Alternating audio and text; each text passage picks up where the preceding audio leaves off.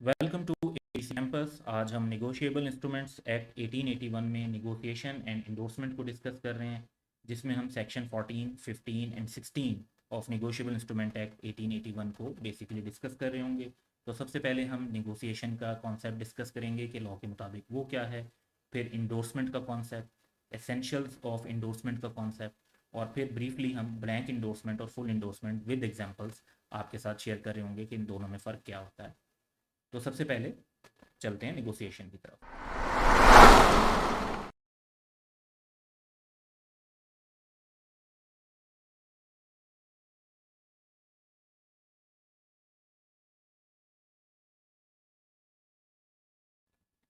तो निगोशिएशन को जिस तरीके से डिफाइन किया गया लॉ में वो ये है कि निगोशिएबल इंस्ट्रूमेंट तब ट्रांसफ़र समझा जाता है किसी पर्सन को जब वो पर्सन उसका होल्डर बन जाए। A negotiable instrument is transferred to any person so as to constitute that person the holder of it. The instrument is said to be negotiable. अब ये यानी ये रूल प्रॉमिसरी नोट के लिए भी है, ये रूल बिल ऑफ एक्सचेंज के लिए भी है, और ये रूल जो है वो आपका चेक के लिए भी है। अब इसमें बेसिकली ट्रांसफ़र करने के लिए क्या करना पड़ता है, जो निगोशिएशन है वो बेसिकली, निगोशिएशन का मतलब तो ये पता चल गया कि एक जो लॉफुल ट्रांसफ़र है जिससे दूसरा शख्स उसका होल्डर बन जाए, तो उसको निगोशिएशन कहते हैं।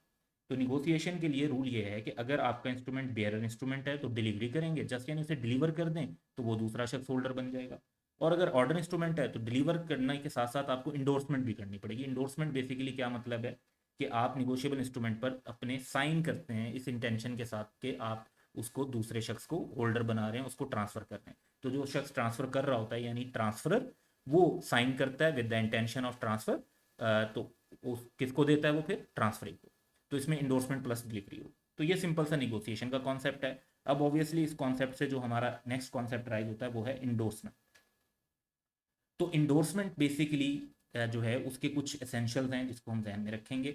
व्हेन द मेकर और holder of a negotiable instrument science the same. अब मेकर से क्या मुराद है, मेकर देखें जैसे प्रॉमिसरी नोट में जो फर्स्ट टाइम बनाता है वो मेकर है, और बिल ऑफ एक्सचेंज में जो ड्रार होता है वो बेसिकली उसको मेक कर रहा होता है।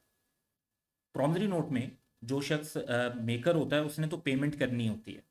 तो जो बिल ऑफ एक्सचेंज होता है उसमें जो ड्रार होता है बाजूकात वो सेम ड्रार और पे सेम पर्सन भी हो सकते हैं।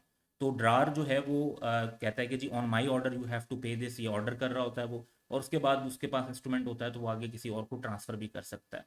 तो इसमें जो शराइत हैं वो ये हैं कि otherwise then as such maker, क्योंकि प्रॉमिसरी नोट में जो मेकर साइन कर रहा है उसकी तो अपनी लाइबिलिटी है, वो होल्डर नहीं बनता उसका।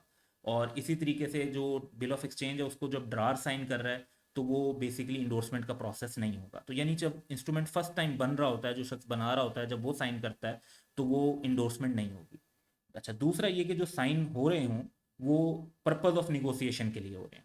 बाज़ ऐसा होता है कि दोनों पार्टीज इंस्ट्रूमेंट पर साइन करती हैं, उसका मकसद ये होता है कि उन्होंने कोई करेक्शन की होती है, कोई अल्ट्रेशन की होती है, और उसके ऊपर वो एग्री कर रही होती हैं। जैसे वो बाज़ होता है कि डेट चेंज की, डेट चेंज करने के साथ दोनों पार्टीज़ ने वहाँ पर अपने साइन कर दिए ताकि ये पता चल जाए कि जो अल्ट्रेशन की गई है वो दोनों पार्टीज़ की मर्ज़ी से की गई है। तो अगर तो इस तरह की सिग्नेचर होंगे तो वो इंडोर्समेंट नहीं होगी। जो इंटेंशन है वो निगोशिएशन की होनी चाहिए। अब ये साइन कहाँ किए जा सकते हैं उस पर अगर बात करें, तो जो मेन इंस्ट्रूमेंट है उसके फेस पर अगर कोई जगह खाली है तो वहाँ पे भी कर सकते हैं, या उसकी जो बैक साइड होती है इंस्ट्रूमेंट की उस पर भी कर सकते हैं, या उसके साथ एक पेपर भी अटैच कर सकते हैं। और so science for the same purpose stamp paper, या इसके अलावा आप ये करते हैं कि एक अलग से स्टैम्प पेपर जो है वो उस पर साइन करते हैं, और उसको जो है निगोशिएबल इंस्ट्रूमेंट के कॉन्टेक्स्ट में उसके निगोशिएबल इंस्ट्रूमेंट के साथ उसको अटैच कर देते हैं। तो फिर ये समझा जाता है कि वो शख्स जो है वो उसको इंडोर्स कर रहा है, और जो शख्स इंडोर्स कर रहा होता है यानी ट्रांसफरर, उसको हम इंडोर्सर कहते हैं, और जिस शख्स को इंस्ट्रूमेंट दिया जा रहा होता है जो ट्रांसफरी होता है उसे हम इंडोर्सी कहते हैं।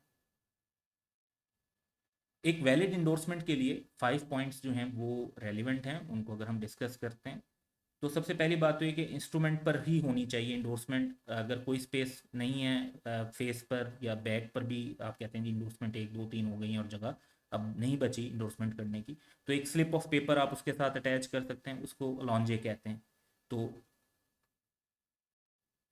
ये तीनों तरीके अवेलेबल हैं। तो इंस्ट्रूमेंट के साथ किसी न किसी वे में आपने उसको इनकॉर्पोरेट करना होता है। तो बेहतर ये होगा फेस पर नहीं होता तो बैक पर, और अगर बैक पर जगह नहीं है फिर आपने स्लिप ऑफ पेपर अटैच करना। अच्छा, फिर ये इस पर जाहिर बात है कि जो साइन होने चाहिए वो for the purpose of negotiation होने चाहिए। अगर इंडोर्सर के जस्ट साइन है और कोई एडिशनल वर्ड्स नहीं लिखे हुए, तब भी वो endorsement sufficient.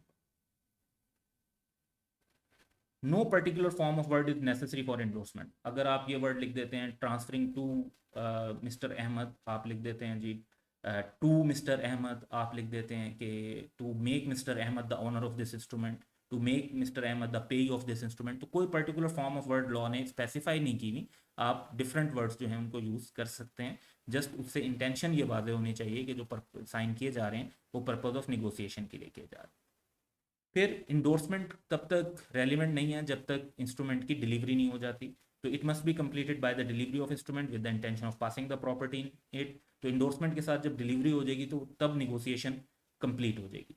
Negotiation by endorsement must be of the entire instrument. Endorsement for part of the amount is invalid. अगर एक आपके पास बिल ऑफ एक्सचेंज जो है 10,000 रुपीज़ का है, तो आप ये नहीं कर सकते कि 8,000 किसी को इंडोर्स कर दें और 2,000 ना करें। तो या तो पूरा इंस्ट्रूमेंट इंडोर्स होगा या नहीं होगा। पार्शियल इंडोर्समेंट जो है वो इनवैलिड कंसीडर होती है। तो वो ये भी एक एसेंशियल है। अब अगर हम बात करते हैं कि जी ब्लैंक इंडोर्समेंट और फुल इंडोर्समेंट, इसका डिफरेंस क्या है, तो ये दो टाइप्स हैं इंडोर्समेंट की।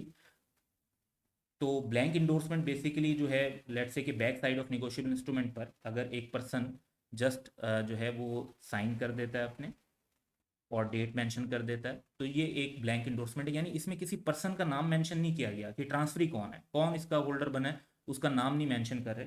तो ये इंडोर्समेंट भी वैलिड है। और इसमें ये होता है कि जो फिर ऑर्डर इंस्ट्रूमेंट है वो बेयरर इंस्ट्रूमेंट बन जाता है। उसके बाद अगर हम फुल इंडोर्समेंट की एग्जांपल लें, तो उस पर जो एक पर्सन साइन करता है तो वो साथ ही दूसरे जिसका ट्रांसफरी होता है उसका नाम भी मेंशन कर रहा होता है। तो नाम मेंशन किया, साइन किए, डेट लिख दी, तो अब बेसिकली ये भी वैलिड इंडोर्समेंट है। लेकिन इसमें फ़र्क ये है कि जो ऑर्डर इंस्ट्रूमेंट था वो अब भी ऑर्डर इंस्ट्रूमेंट है। पहले वो ऑर्डर इंस्ट्रूमेंट जो है लेट्स से कि जी हम कहते हैं मिस्टर मुस्तफ़ा के नाम पर था, और उसके बाद जो है वो अब वो ऑर्डर इंस्ट्रूमेंट जो है वो बिलाल खान के ऑर्डर पर है। तो अब बिलाल खान आगे उसको इंडोर्स कर सकता है। तो ब्लैंक इंडोर्समेंट से इंस्ट्रूमेंट बेयरर बन जाता है, यानी उसके बाद उसे साइन करके ट्रांसफर करने की जरूरत नहीं है, जस्ट डिलीवरी से ट्रांसफर हो जाता है। जबकि फुल इंडोर्समेंट में वो ऑर्डर इंस्ट्रूमेंट ही रहता है।